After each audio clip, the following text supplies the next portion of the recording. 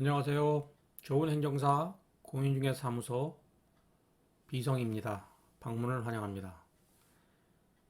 이번 영상에서는 임대차 보호법상 보증금 중 일정액을 우선적으로 보호받는 일명 소액임차인의 정의와 그리고 소액임차인의 소액보증금이 실제 경매 등과 관련하여 보증금 전액을 회수할 수 있는지 등 그 안전성 여부에 대해서 알아보도록 하겠습니다. 소액 임차인의 개념에 대해서 먼저 봐야 되는데요. 소액 임차인은 법률상의 용어는 아니고 임대차 보호법에 따라 일정 기준 금액 이하의 보증금을 임대인에게 내고 주택이나 상가를 임차한 임차인으로서 경매나 공매 시 다른 담보 물권자보다 우선하여 보증금을 회수할 수 있는 권리를 가진 임차인을 말합니다. 법령에서는 경제약자에 대한 배려의 취지로서 소액 임차인이 지급한 보증금을 보호하는 내용을 규정하여 보증금 중 일정액의 보호라는 조문 제목으로 나와 있습니다. 근거 법령 및 그 소액 임차인인지 여부를 확인하는 방법이 있는데요. 주택임대차보호법 이하 주임법이라고 하겠습니다. 제8조에 보면 보증금 중 일정액의 보호라고 규정되어 있고 상가건물 임대차 보호법 제목이 길어서 이하 상임법이라고 하겠습니다. 그 상임법 제14조 규정에는 임차인의 보증금이 낮은 경우 그 보증금 중 일정액을 보호하는 내용이 있습니다. 주택임대차 보호법 제8조에 보시면 이와 같이 규정이 되어 있습니다. 그 소액 임차인의 보증금의 범위와 보증금 중 일정액의 범위, 즉 보호해주는 그 금액의 범위는 대통령령으로 정하도록 법정이 되어 있습니다. 이 내용이 간단하게 표로 정리해서 대법원 인터넷 등기소에 게시되어 있습니다. 이 대법원 사이트에서 확인할 때 주택과 상가가 기준이 다르므로 별개의 탭으로 들어가야 됩니다. 즉 주택에 관심 있는 분은 요 탭으로 가셔야 되고 상가 임차인인 분은 여기로 클릭해서 들어가셔야 됩니다. 그리고 그 주택이나 상가가 위치한 지역을 클릭해서 들어가야 됩니다. 강원도 같은 경우 강원특별자치도를 클릭해서 들어가야 되겠죠. 이렇게 주택의 경우에 주택임대차 보호법 조회 탭으로 들어가서 해당 주택 주소 관할 시도를 선택하면 아래와 같은 팝업창이 나옵니다. 이 팝업창에서 기준 시점과 지역은 이 지역을 당연히 보여주고 이 지역별로 이 금액이 즉 임차인 보증금의 범위와 보증금 중 일정의 범위가 다릅니다. 그래서 계약 일자를 기준으로 여기를 보시는 분들이 있는데요. 계약 일자 기준이 아니라 요 기준 일자는 담보물권 즉 저당권이나 근저당권, 가등기 담보권 등 이런 설정 일자 기준 이거를 먼저 보셔야 됩니다. 요걸 기준으로 봐야 되기 때문에 계약 일자가 기준이 아니라는 걸 기억해 주시면 되겠습니다.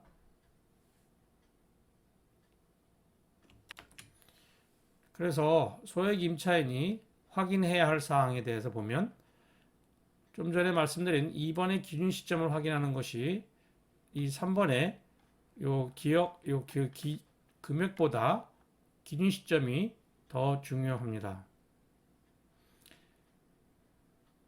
등기사항 전부증명서, 즉 등기부라고 하는데요. 저는 등기부라고 했었던 건데요. 등기사항 전부증명서를 발급받아서 저당권 등 담보물권이 성립된 일자를 확인하여 이 표에서 기준일자에 해당되는 임차인 보증금의 범위와 임대차 계약서상 보증금의 액수 해당 여부를 확인합니다. 예를 들어 저당권 설정 일자가 2020년 5월 5일이면 다시 한번 표를 가서 보면 2020년 5월 5일이면 요 구간에 21년 요 구간에 해당되겠네요. 자, 요 구간에 해당되는 임차 보증금의 범위와 보증금 중 일정액의 범위를 보셔야 됩니다. 그래서 요 구간은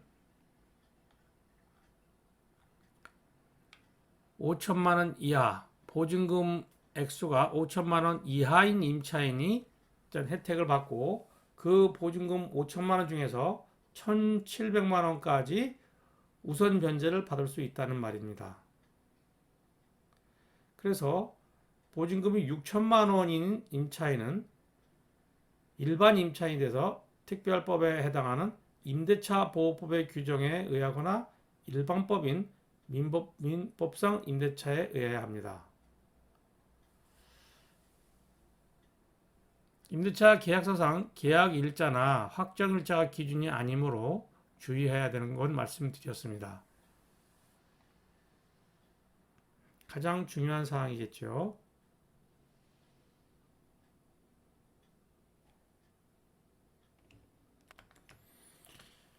요 기사 내용은 담보물권 설정일자 기준 시점에 해당되지 않아서 극단적인 선택을 하신 임차인의 안타까운 사례의 경우를 다룬 뉴스입니다. 그리고 임차인은 이러한 보호를 받으려면 대항력에 확보를 해야 하고, 대항력을 확보해야 되고, 그 대항력이 유지되어야 합니다. 예를 들어 살고 있는 당의 주택이 경매 절차에 들어간 경우 임차인은 경매 개시 결정 전에 대항 요건을 갖춰야 합니다. 대항 요건이란 계약서를 가지고 전입 신고하면서 확정일자를 찍고, 확정일자보다 대항 요건은 전입 신고를 해서 전입을 실제로 거주를 하는 것을 말씀드리는 겁니다. 그런데 이 대항 요건과 확정일자는 약간의 다른 개념인데요. 일반적으로 전입신고하면서 확정일자를 같이 받아두는 것이 좋겠습니다. 그러면 이 확인 방법은 등기사항 전부 증명서를 발급받아서 갑굴안에 경매 개시 결정이 기존 일자를 확인하고, 그 일자 이전에 주택에 인도하면서 주민등록을 하고, 경매 배당 요구 종기일까지 주민등록을 유지해야 합니다. 경매 배당 절차에서 확정일자 여부는, 즉 확정일자가 있는지 없는지는 일반 임차인에게는 순위를 확보하는 중요한 수단이지만, 소액 임차인의 경우에는 확정일자 여부를 따지지 않습니다. 그래서 임차인의 보증금이 완전하게 회수될 수 없는 사유가 있는데요. 보증금 중 이 표 3번에 보증금 중 일정액은 반드시 보호되는 것은 아니고, 주택가액, 주택은 토지가액 플러스 건물가액을 주택가액이라 합니다. 주택가액의 2분의 1까지만 우선 변제됩니다. 그래서 선순위 담보물권액이 많거나 경매 낙찰가액이 낮고 해당 주택에 살고 있는 소액 임차인의 수가 많은 경우에는 n분의 1로 나눠야 하므로 그 보증금 중 일정액이 규정된 액수만큼 받지 못하게 될 수도 있습니다. 상가 임대차의 경우에도 상임법은 주임법을 토대로 만들어졌으므로 유사한 규정들이 많습니다.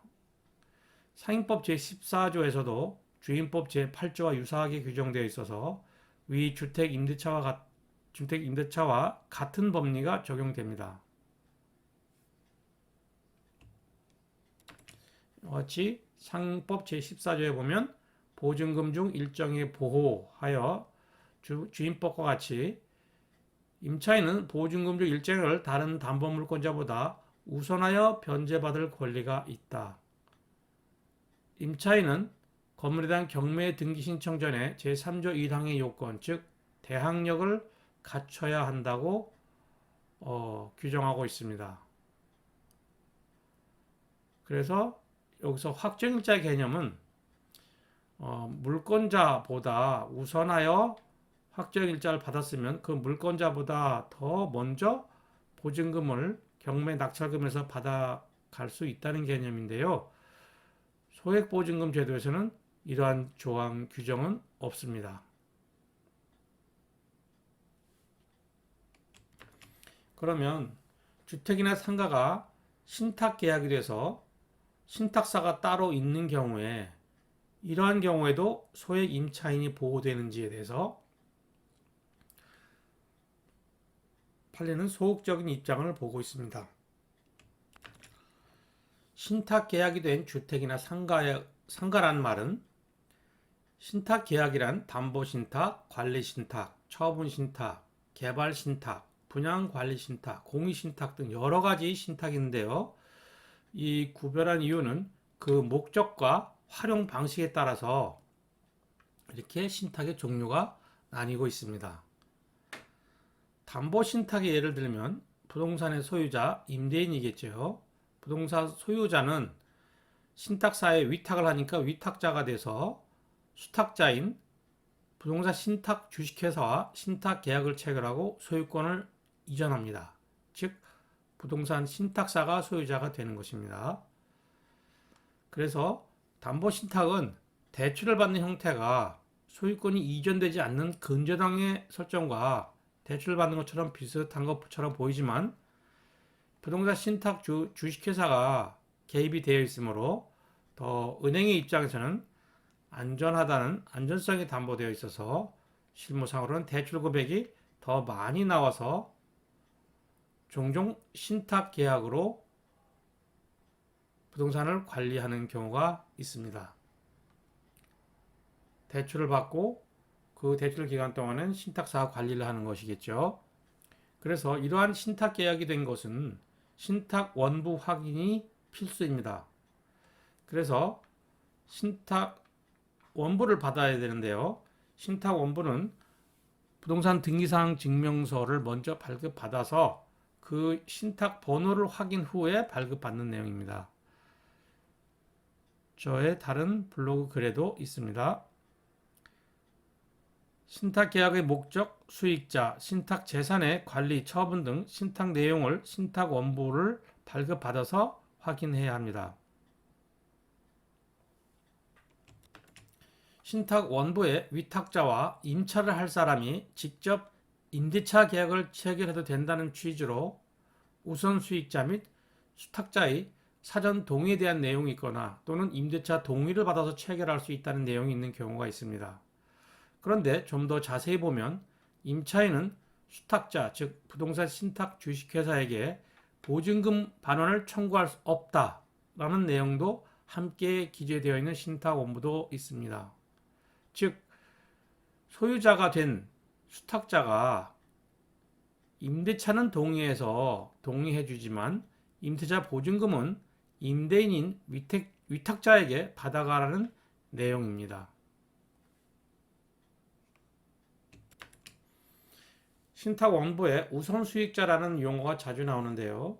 우선 수익자는 대출기관, 즉 채권자겠죠. 대출기관으로서 신탁 재산으로부터 금전의 지급, 즉 대출을 했으니까 이자를 받고 그 외 신탁 계약상의 권리와 의무를 부담합니다.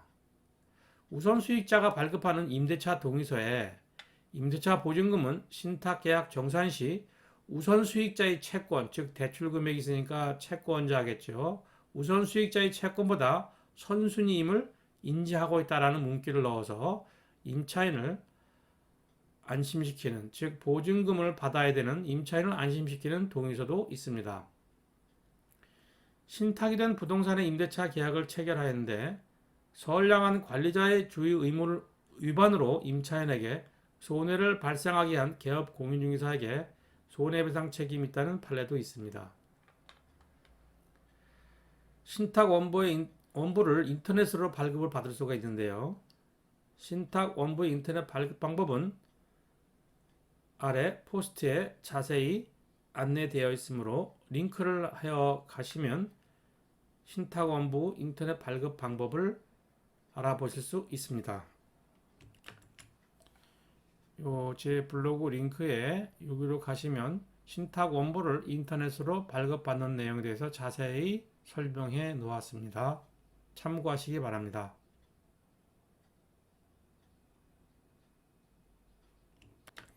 등기사항 증명서를 발급받아서 보면 이 경우는 집합 건물인데요. 갑구란에 공유자 최초의 소유권 보존 등기를 한 공유자들이 2명이 있는 사안입니다.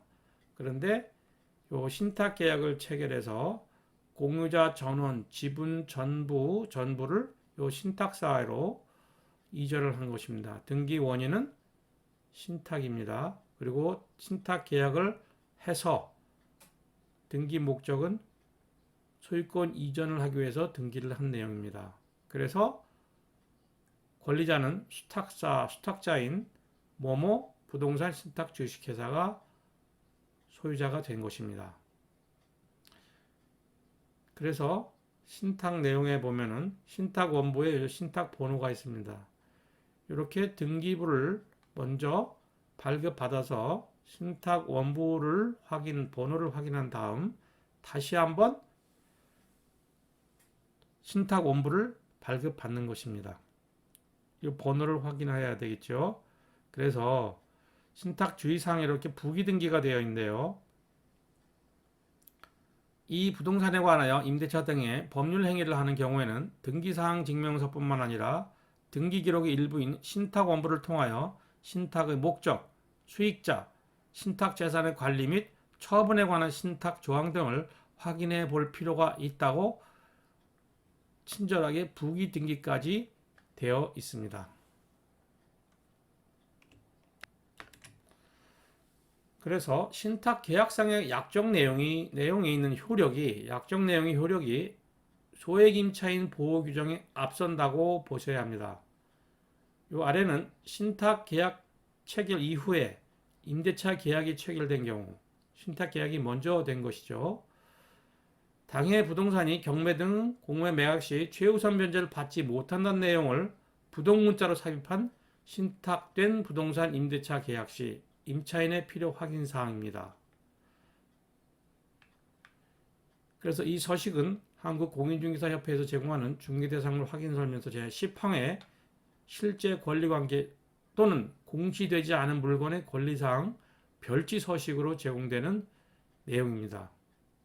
그래서 이 필요사항 5항과 6항을 다시 한번 확인하면 제5항에 본 부동산에 대하여 공개 매각 시 임차인은 최우선 변제를 받을 수 없음을 확인한다. 최우선 변제는 소액 보증금 중의 일정액이죠. 6항에 보면 본 부동산이 수탁자의 동의를 받아서 체결했더라도 임대차 보증금 반환은 임대차 계약을 체결한 당사자인 임대인, 위탁자를 상대로 청구할 수 있을 뿐 수탁자나 공개 매각을 통해 이를 낙찰받은 매수인을 상대로는 청구할 수 없음을 확인한다. 라는 사항이 요 서식의 5조 제5항 및 제6항에 기재되어 있습니다.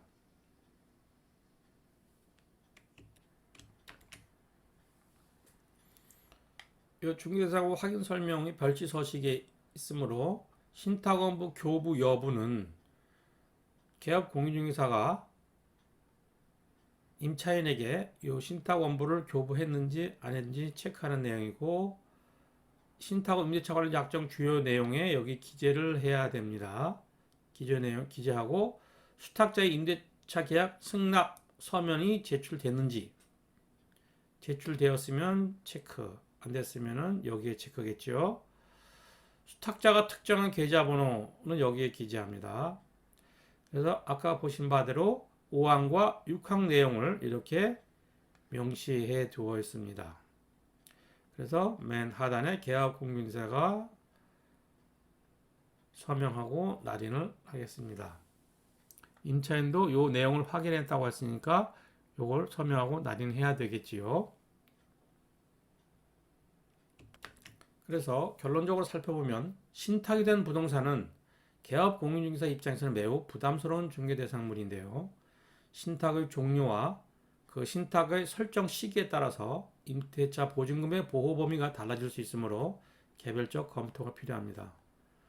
보증금 잔금 지급과 동시에 신탁 계약을 해지하겠다고 임대차 계약 특이하게 명시하였음에도 불구하고 이를 이행하지 않은 임대인, 즉 위탁자로 인하여 임차인이 손해를 입었고 또 이에 대해서 성관주 위반으로 이 손해에 대한 배상 책임을 부담한 개업 공인중개사 판례 사례는 개업 공인중개사들에게는 경각심을 일으키게 하는 내용입니다.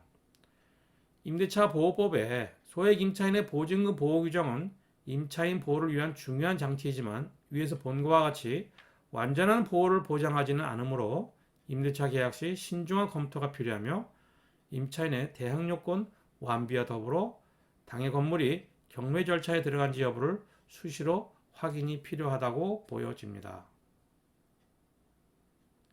이상 소액 임차인의 보증금이 실제 경매 등과 관련하여 보증금 전액을 회수할 수 있는지 등 그 안전성 여부에 대해서 알아보았습니다. 감사합니다.